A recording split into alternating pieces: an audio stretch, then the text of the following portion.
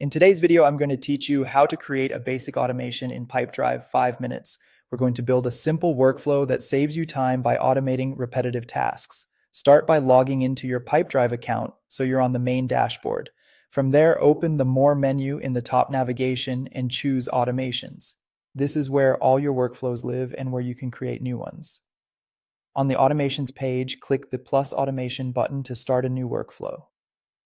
Begin by giving your workflow a clear, descriptive name and a short description. Think about who this automation is for and what it's meant to accomplish. A good name helps teammates understand its purpose at a glance, and a concise description makes maintenance easier down the road. Next, set the trigger. Click Add Trigger to choose what starts the automation. Triggers define the moment Pipedrive should spring into action. Examples include when a deal is created, when a deal moves to a specific stage, or when an activity is marked done. Pick the option that best matches your process. If available, add conditions like pipeline, stage, or filters to keep the workflow targeted and avoid unnecessary actions. After the trigger, define the action. Click Add Action and decide what should happen next.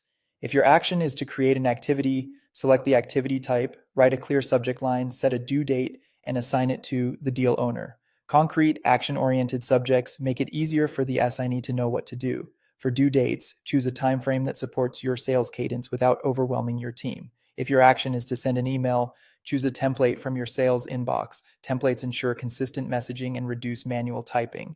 Decide whether the user's email signature should be included. Enabling it can make the message feel more personal and aligned with your brand.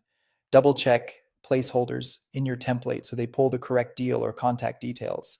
Once your trigger and action are in place, take a moment to review the workflow canvas. Confirm that the trigger conditions are precise and that the action reflects exactly what you want to happen. This quick review helps prevent unintended outcomes and keeps your automation clean and reliable. When everything looks good, click Save. That's it. Your basic automation is ready. With a clear name, a well-defined trigger, and a thoughtful action, you've set up a dependable workflow that handles routine steps for you and keeps your process moving.